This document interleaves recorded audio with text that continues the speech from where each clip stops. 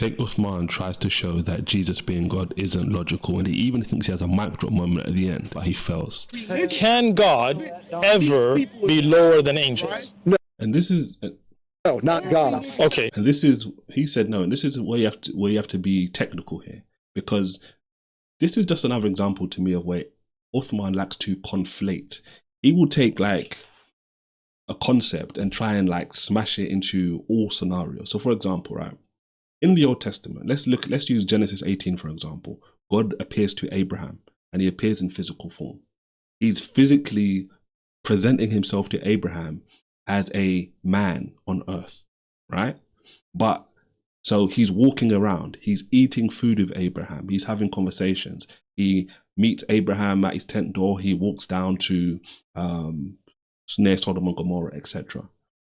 He has presented himself in this way. He's limited himself, if you want to say, in that regard, in any respect, if you want. In that sense, is he lower than the angel? Well, you could potentially say yes, but contextually, obviously, God is greater than the angels. So his point here where he's trying to act like, you know what, if Jesus entered creation, he would be lower than the angels.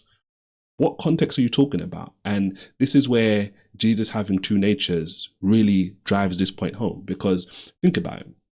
Jesus is born, and in the Gospel of Luke, for example, he's born. And what are the angels doing?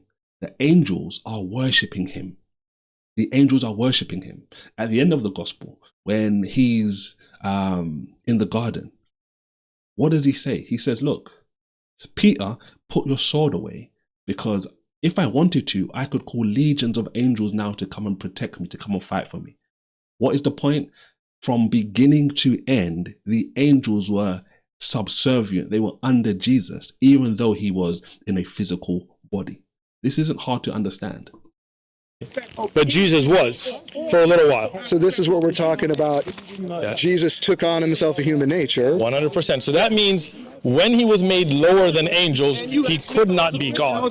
Because you just said that God could never be lower than angels. Well, this is the mystery, right? This is the Christian like eject, and everything you can't explain. It's a. You know what? Like, let me even give you this example. This is a better example, right?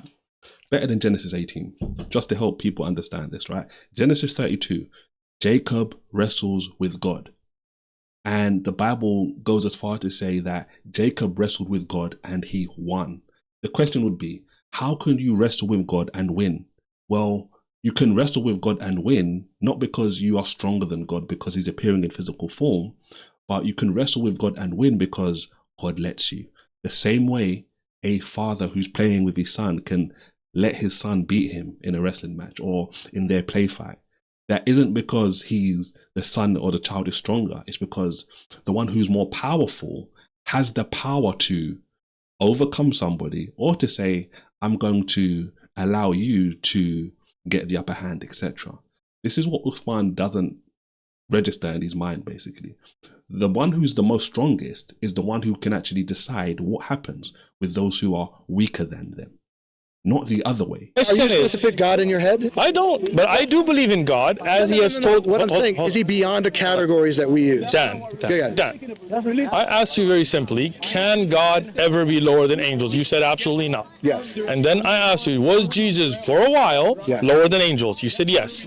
So by what you have said, Jesus could not be God at that time, because he was made lower than angels, right?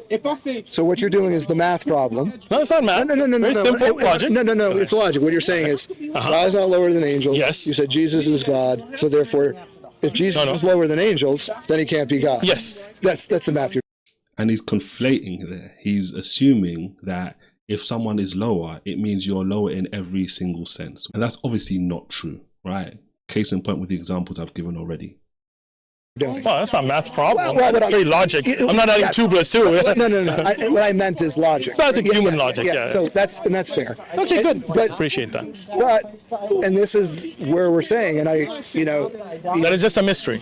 You just got to believe. Well, how, if God can do anything, can he take to himself humanity? So let me explain. Can he do that? Yes. I got you. Relax. Is that possible? Well, yes or no? Yes I got you. Yes or no? Listen to me. Listen to me, Dad. If you're going to do me a yes or no. I got you. Okay, Yes or fair enough. Right? Okay. I'm gonna tell you. Some things cannot be by definition. That's not yes or no. It's not, right? For example, can God be a liar? No, he can't. Why not? Because God says he cannot lie. That's why God cannot lie. Because he says he cannot lie.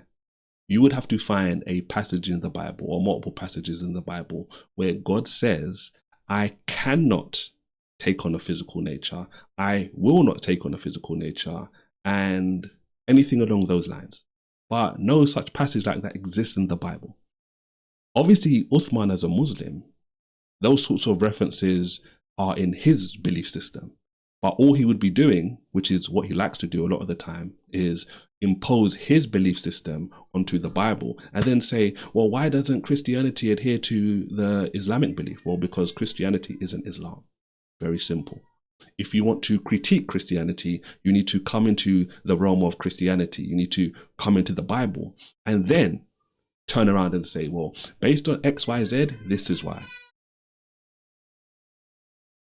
He can't be a liar, but we see some evidence in time and space where God has used false prophets to people. You're saying God lied? I'm not saying God lied. Okay. I said God judged people. But God doesn't lie, right? God doesn't lie. Okay. So God doesn't lie. I don't want to get you into another rabbit hole. Yeah. Which is going to be bad for you. So I don't want to go there. No, but I'm saying is, you're saying God cannot lie. Because that's against the greatness of God. He's always, I mean, the Bible says, right? God's not a man, so he should lie, right? Yeah. Okay. So now if I was to ask you, if I was to tell you that this person lies, right? And he's God, you would say, wait, no.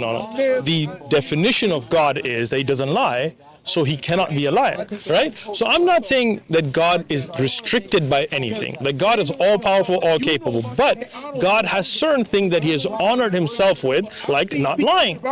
So I would say God cannot lie, right? Not because I'm saying he is incapable, but because it's against the honor of God. Okay? I think he's incapable. You think he's incapable? Yeah, You think God's not all capable then? So what I'm saying is, so we're getting into that thing, right? Yeah. If God is not capable of lying, then there's God saying, he cannot, because it says he cannot lie. I think. All right, there you go. But he has put that restriction on himself, right? No, I think that's who he is. I agree with you There's no law outside of God that he's restricted. 100. It's very nature. It's who he is. Yeah. And as God, who he is, he's all knowing. Yeah. So he cannot not know. That's exactly right. So God, from who he is, he's never a man. Yeah. He's never not knowing. He's never in need of food or drink, because that's not who he is. God is all capable, all powerful, all knowing. I don't even think we need to go any further. As always, the video is in the description box. If you want me to cover anything else he mentioned, let me know in the comment section. Don't forget to like and subscribe. I'll see you on the next one. God bless.